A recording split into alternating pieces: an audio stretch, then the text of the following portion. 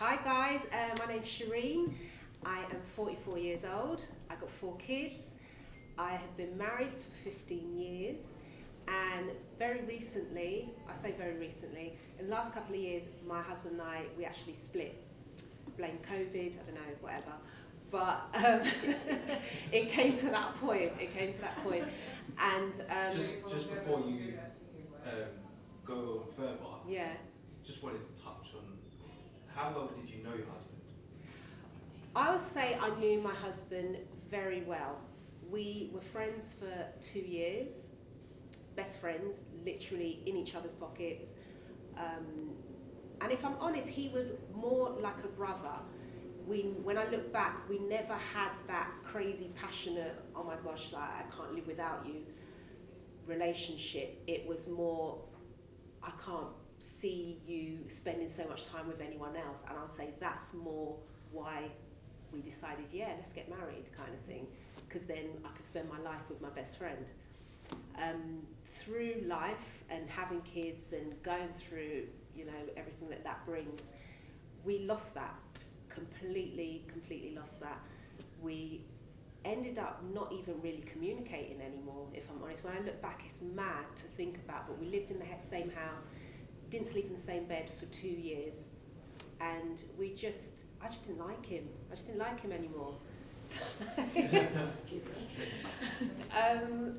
And you know, I hold my hands up and say I was not a person to be liked either. I don't know how we did it, but we carried on. I kind of put one foot in front of the other for the sake of the kids, and also for my sake. I felt like we can't fail at this. We've got, you know, there's too many people watching us.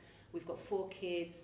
It has to work. So as much as he did, if I look back, try to start conversations and, you know, maybe look a bit deeper at our relationship, I just didn't want to look at it. I just put the blinkers on and I said, let's just make this work, one foot in front of the other. So inevitably, we couldn't do that. It was not sustainable. And I did find out that he had started seeing someone else. Now, when I say, it's going to sound mad, no one believes me, but I have to say it because it's my honest truth. It was the best thing that has ever happened to me. I believe you. Thank you.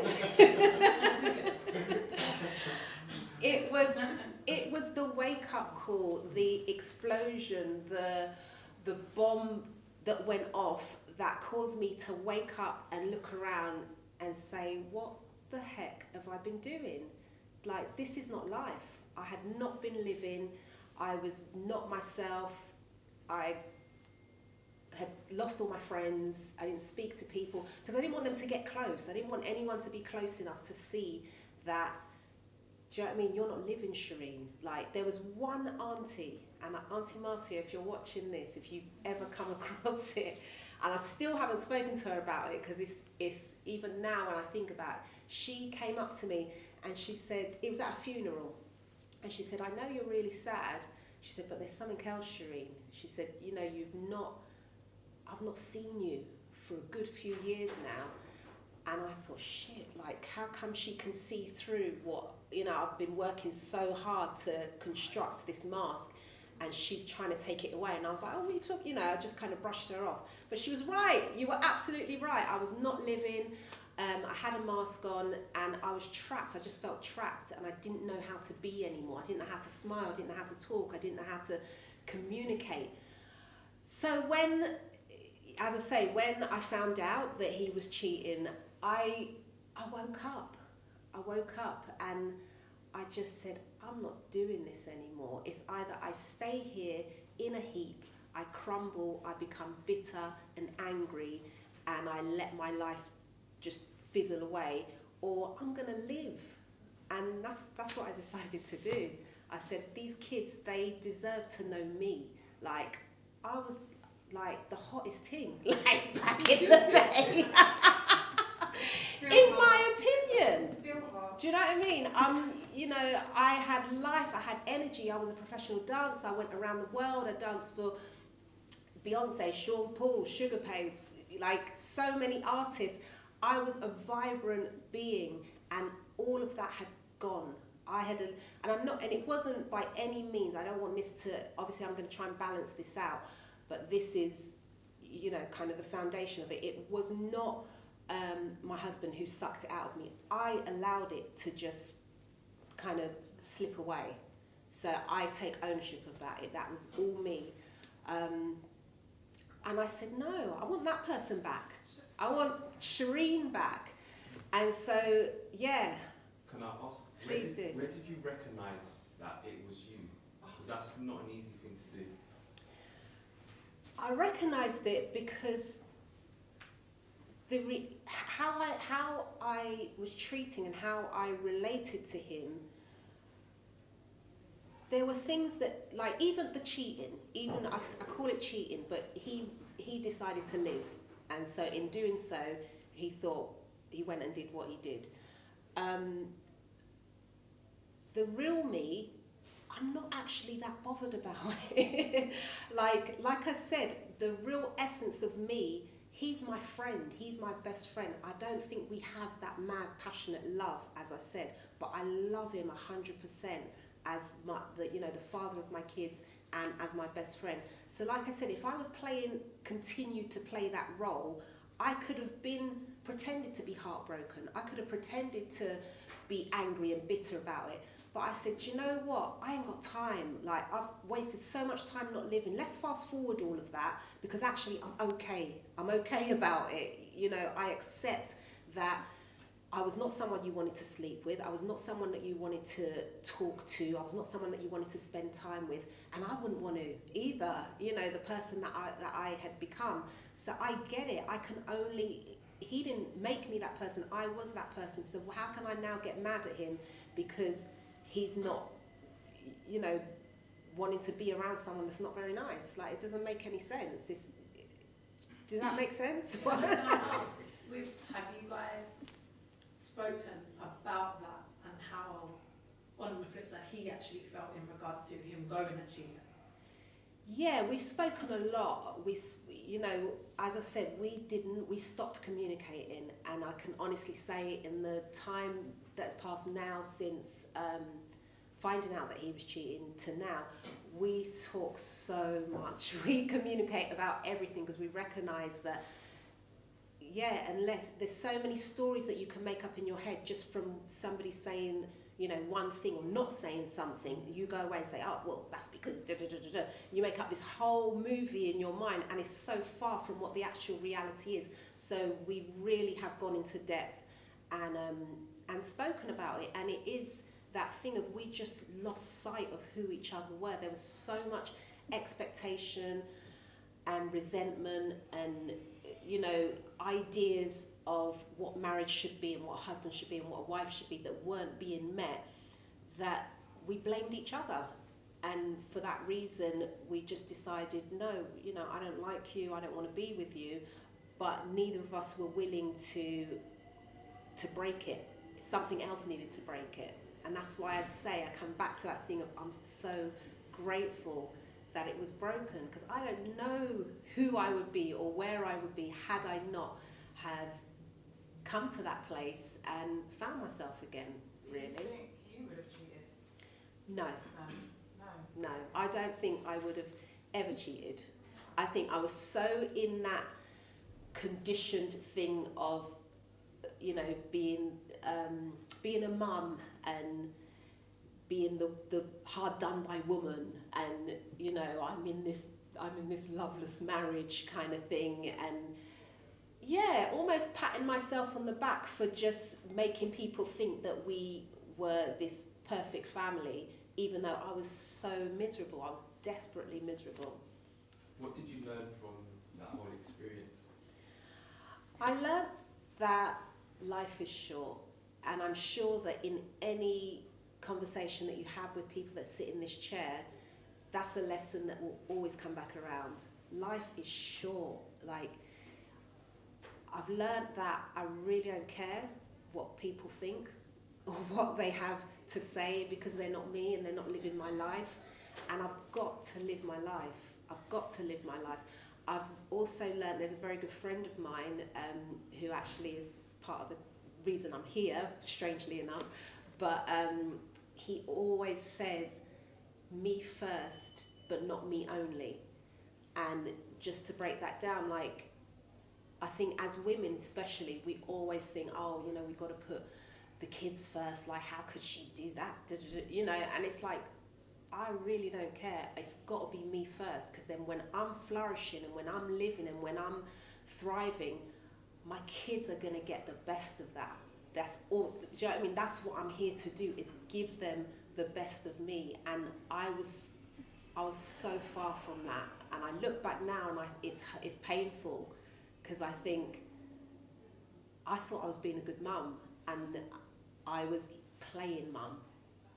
I hope that makes sense. Yeah, it makes sense, because there's this idea of good, what is a good mum? Yeah. I think being a good mum is when you show your kids yourself. You know, I show them, like when we went through the breakup, and I don't even like calling it a breakup, because I feel like our family is more together now than we've ever been. I feel like before the state that we were in, that was broken. That was 100% broken. Like your elevation. Yeah, it really is. And I know that the kids see, I know that they feel it, and we speak very openly with them, obviously in an age-appropriate manner, but they can see the difference, you know, they can see that mum's happy, that mum goes out, that mum, you know, is, you know, I'm me again. You know, if I feel like waking up and playing music and we all dance before breakfast to get our energy up, then that's what we'll do, kind of thing. It's just a much happier environment in our home, and I think when we split, we knew that that's what we wanted straight away. There was no question that we were going to remove each other from the family unit. We knew we wanted to stay as a family unit, and I think probably it was on me, I suppose, as the hard done by woman, to decide, are you going to play that narrative of being angry, of being bitter, of being, you know, or are you going to have the foresight to see what we actually could be?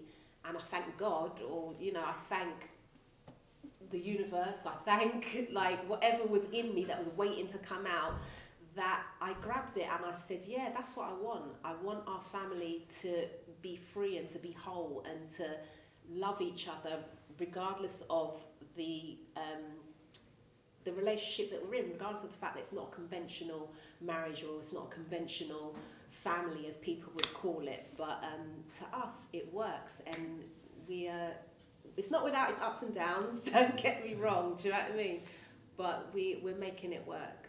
It sounds like you went for a breakthrough. Oh my gosh! 100% it was a breakthrough, 100%. And again, that's why I know I sound dramatic, but when I say it was the best thing, I don't know where I would be had that not have happened. Because I was not going to do it. I was, you know, you asked me the question earlier, I was not going to break it up. I was not going to be the one to say that I've failed. Because that's what I saw it as. I saw it as a failure. So I needed something to just come in and knock me off my feet, on my arse, so that I had nowhere to hide anymore. And I had no choice but to come out. So do you think you were waiting for him to do something that was... No, it's so mad, because I think I was delusional. I think I literally just thought that we would be able to do that forever. Don't ask me what I was on. I just thought, yeah, we don't sleep together, we don't really talk, but if I'm dealing with it, then so will you. That's how selfish I was. Did you feel like there was a way back to the good times? I did, again, in my delusion, I did think that, yeah, it will be fine. I did think in the future, you know, I'm sure we'll be fine. But I just didn't know how, and I knew that I wasn't making steps towards it, but I just assumed that surely I'm not going to live out the rest of my days like this. Do you think part of the problem, correct me if I'm wrong, is marriage? Definitely, I think the problem is marriage. What is it about marriage that you think is It's a lie. It's a lie. Marriage is a lie. It's a myth, whatever you want to call it. I'm not saying that there's not marriages that can work, but let it work for you. Let it be the marriage that works for you. And if you want to even call it marriage by all means. Call it whatever you want to call it. But this notion, this image, this conditioning that we've been given of what marriage should be is killing us. It's killing the way that we relate to each other. It's killing, just honest, open, organic, loving relationships. Because the minute you put that title on, that label, and you step inside that box, you're only going to be suffocated. Sorry. So can I ask, I know you say you split, or not so much separated. Yeah. Does that mean you guys aren't actually divorced? We are not divorced. And are you planning to? If I'm honest, I just I don't want a divorce at this point. I don't know why. If he wants to, then I wouldn't have a problem. I wouldn't oppose it, because I don't think it means anything, and I just think. Is there cost implications? Exactly. I don't even know. Like, do you know what I mean? If it's going to take money out my pocket, it's like, If it's working and there's cost implications, because it's a legal thing. It's not it's not something I want to do. I would do it. If there was a way that it benefited us, again, for the family, and it worked, it'd be like, cool, let's do that. Do you know what I mean? But right now, I don't really want to. Again, he's in a relationship, so if the heat gets on, and I don't know. Yeah, we'll have to see. That's like so I said. Did you say you're living in the same house still? We are How living is in the that same working? house. That's Yes. really interesting. that is where the society, I can hear society like, what the fuck? Yeah. I've got friends, they're fully supportive. I love them. There's some, they know who they are. My friends that literally brought me back from the brink, supported me and just said, Sherine, you are that girl. Do you know what I mean? Definitely. And then I also know that I've got friends who definitely support me, but then they're just like, this ain't it. Like, do you know what I mean? They're not buying it, and that's fine. That's fine. I know it's not something that we hear. It's not the norm kind of thing. And I think I'm saying that I feel like they're kind of waiting, especially my family as well. They're waiting for the break. Like, okay, we're here. So they're all aware of it. Yeah. I'm not. This is it. This is what we're doing. You either get with it, or it's like you don't. It's you cool. might find people following. But going back to the living situation. So, we have 4 kids. We have 4 young kids. So the ages are 11, 8, 7, and 3. Wow. So for us, it's never been a question that their life as a family unit will continue. Like, we know where we want to go as a family. We know how we see our lives together, and that is irrespective of whether we are together romantically or not. We're a family.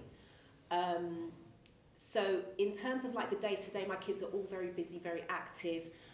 There's always something going on, and yeah, he doesn't sleep in the house. So at night, he'll go wherever he goes. In terms of parenting. But in terms of parenting, he's there. He comes at 6 in the morning to help me get them ready for school, and then he's there until they go to bed at night. It's going to be a real test of his woman. Real test for her. Oh, there's been testing. Because you two have the understanding. Well, Do they have the understanding? Have you guys met? we have. Does she understand where the family want to go? She does, and I think she. When we met, okay, let me be clear. She is who he was seeing. Yeah. He's So continued. she understood it anyway. He's continued that relationship. So I think again, even for her, it's been a bit, Uncomfortable. Yeah. Yeah, it's like- because I thought she was like this. Because obviously when he started seeing her, I was this other person. I was this miserable, do you know what I mean? Don't talk, da da da da da da da. Her introduction to me was as, do you know what I mean? The wife that I can't stand. Yeah. Now I've gone, now I'm myself, and I've gone back to being with his best friend. I say his best friend, he hates when I say it. Because it's not helpful to his situation. But we're friends again. Do you know what I mean? We like hanging out, we like being with each other. It's not a chore anymore as it was. It's like, hang on, like, yeah, I think it's hard. It's not, I'm not gonna lie, I think it's hard. It would make any woman to be like, but is there something still there? Yeah. Because it's such an interesting story, but I think the power is that you found that peace. Definitely. Definitely. I'm really interested in the kind of what you said about where you want to go as a family. Yeah. What does that sound like when you're speaking about that? So, I mean, we encourage our kids to find their passion very early, whatever it is that they love to do, and to go for it 100%. We both come from creative backgrounds. My husband's an actor.